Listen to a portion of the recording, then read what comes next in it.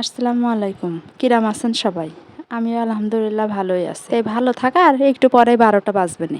কি জন্যে 12টা বাজবে তা একটু পরে দেখতেই পাবেনেন। তাই এসব গাড়ি ঘোড়া দেখে বোঝাই যাচ্ছে রওনা দিয়েছে একেবারে এভারেস্ট জয় করতে। আজকে এভারেস্ট জয় করেই তাই বাড়ি ফিরবো। তা মানুষ এই রোদ গরমের মধ্যে ঘরে শুয়ে শুয়ে পাংখা আর এসির বাতাস খায়। আর আমাদের শয়তানে পাছায় সবসময় নাড়া দেয়। এই রোদ গরমে এখন আমাদের ঘুরতে মন চায়। তা মন তো মেলা দূর যেতে চাই, কিন্তু মেলা দূরে তো আর যাওয়া যাবে না। সাথে যাই যে পুটলা পুটলি দুটোই আছে, এখন এই পুটলা পুটলি দুটো নিয়ে তো আর মেলা দূরে যাওয়া যায় না। তাই ভাবলাম আশেপাশে কোন জায়গায় যাওয়া যায় তা একটু খুঁজে বের করি। তা খুঁজতে খুঁজতে চলে আসলাম এই যে এইখানে। নিশ্চয়ই জায়গা দিকে সবাই মনে মনে বলছে, ও আল্লাহ এ আবার কোন জায়গা, বললে এভারেস্ট জয় করতে যাচ্ছে। তো এ তো দেখছে দুনিয়ার মানুষের মধ্যে বলারটা নিয়ে পোটলাপুটলি খেলা করছে। তাই রোদ গরমের মধ্যে দুটো বস্তা সাথে করে নিয়ে যাওয়া মানে এভারেস্ট জয় করার মতো। যাই হোক, কনে আইছি তাই আগে বলি। তাই জায়গাটা যে আসলে কোন জায়গায় সেইটাই আগে বলি। ওই যে আমাদের শেখ হাসিনা আপা আগে যেখানে শুয়ে থাকতো বিশ্রাম নিত, তার পাশেই এইটা হলো সেই জিয়া উদ্যান। আগের নাম ছিল জিয়া উদ্যান, কি সুন্দর একটা নাম। কিন্তু শেখ হাসিনা আপা যেই দিন থেকে দেশে আইছে সেই দিন থেকে ঢং করে নাম আবার রেখেছে চন্দ্রিমা উদ্যান। এসব পুটলা পুটলি নিয়ে কি আর বাইরে বের হওয়া যায়? এই যে বের হওয়ার সাথে সাথেই বড় পুটলায় বল নেবে আর ছোট পুটলায় বেলুন নেবে।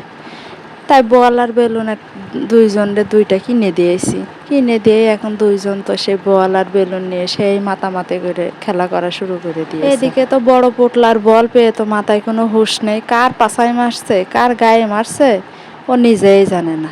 এদিকে তো বড় পুটলার বল খেলা দেখে ছোট পুটলায় আবার একেবারে বিড়ালের মতো করে ম্যাও ম্যাও করতে করতে আর হামাগুড়ি দিতে দিতে গেল বড় পুটলার কাছে, যে আবার বল চাচ্ছে। বড় পুটলাই তো আর বল দেবে না, সে বল নিয়ে একেবারে এভারেস্ট জয় করার মতো করে খেলা করছে।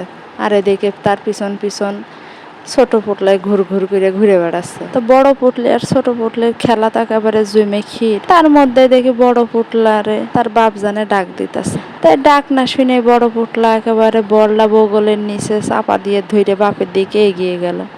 ও মা, সাথে আমিও গেলাম। যে দেখি তার বাপ জানে কয় যে আম্মু তুমি এই খেজুর গাছের নিচে আইসো না, এই খেজুর গাছের পাতা যদি তোমার বলের পাছায় ঢুকে তাহলে তো তোমার বল একেবারে যাবে বেগুনের মতো চুপসে হয়ে, তা তুমি এখানে আইসো না।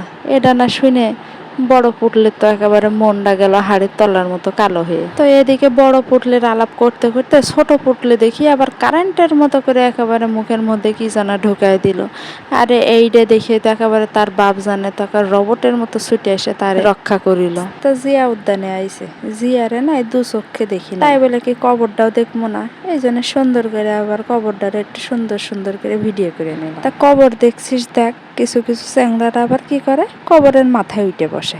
এই না আবার পুলিশে দেখছে, দেখে লাঠি একটা নিয়ে দৌড়াতে দৌড়াতে আসলো চ্যাংড়াদের কাছে, দিল দুইটা ঘা, তারপরে সবটি সাইজ হইল। তো এদিকে বেড়াইতে বেড়াইতে তো গেছে সন্ধ্যা হয়ে, হুশ নাই তো, বেড়াইতে আসলে কি হুশ থাকে? হুশ নাই, সন্ধ্যা হয়ে গেছে। তাই এখন কন্যার বাপ জানে দুই কন্যার হাত ধরে গুটি গুটি পায়ে সামনের দিকে রওনা দিছে। আর আমিও পিছনে পিছনে ক্যামেরাম্যান তো আছে ভিডিও করার জন্যে, আমিও সুন্দর মতো করে সব ভিডিও করতেছি আর হাঁটতেছি তাদের সাথে। তা ভাগ্যিস ভিডিও করলাম, তা না হলে তো এই যে দেখেন দেশে বসে মরুভূমির আভাস পাবে। দেখছেন কি সুন্দর, একদম মরুভূমির মতো লাগতে আছে, মনে হইতেছে বালুচর, চারিদিকে শুধু বালু আর বালু আর মাঝখানে আমরা বেড়াইতেছি।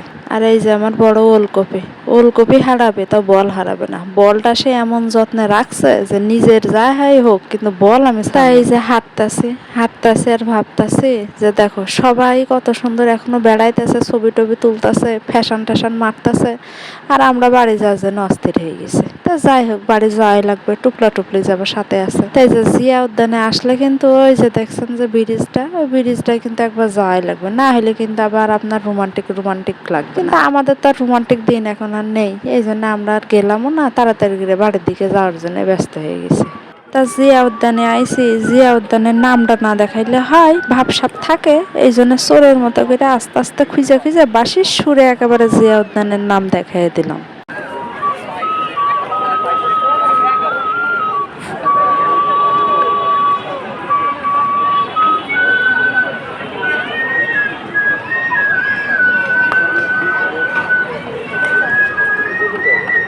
কি ভালো লাগলো না? ভালো তো লাগবেই। একেবারে রাত্রেবেলা মধুর সুরে বাঁশির সুরে রাখাল বাজায় বাঁশি, ভালো কান্না লাগবে বলো তো? তো যাই হোক, এখন অনেক ভালো লাগালাগি হইলো, ভালো লাগালাগির পর্ব শেষ। এখন অনেক রাত হয়েছে, ভাই বাড়ি যাবো, কি যে গরম পড়ছে। চলে আইছে একদম সেই জিয়া উদ্যানের গেটের সামনে আইসে, তো এদিকে বেলুন, এদিকে হাওয়াই মিঠা, অনেক কিছু বিক্রি টিক্রি করতেছে। তা কন্যাদের তো চোখ টোক বন্ধ করে একেবারে গেটের সামনে থেকে পার হইলাম, কারণ ওই যে আবারই যদি দেখে কোনো কিছু বিক্রি করতেছে তাহলে তো আবারই মাথা নষ্ট, আবারই টাকা খরচ, এত টাকা মাকা খরচ করা যাবে না। একবার চোখ টোক বন্ধ করে চলে আইলাম রাস্তা পার হয়ে এপারে। আর এপারে এসে দেখতেছি ওই পারের কাহিনী, কারণ ওই যে ওই পারে যে আমাদের আবার শেখ হাসিনা আপা থাকতো, তার স্মৃতি আবার আমার মনে পড়তেছে, এই জন্য এটা সুন্দর সুন্দর করে ভিডিও করে নিলাম। রাত্রেবেলা এই যে লাইট মাইট চলতেছে, রাস্তাটা কত সুন্দর চকমক করতে আছে, ভালোই লাগতে আছে। আমরাও হাঁটতেছি, হাঁটতে হাঁটতে চলে আইছে বাস, উঠে পড়লাম লাফ দিয়ে। তাই এতক্ষণ এত কষ্ট মষ্ট করে সময় দিয়ে ভিডিওটা দেখছেন, তার জন্য অনেক ধন্যবাদ। সবাই ভালো থাকবেন, সুস্থ থাকবেন, আল্লাহ হাফেজ।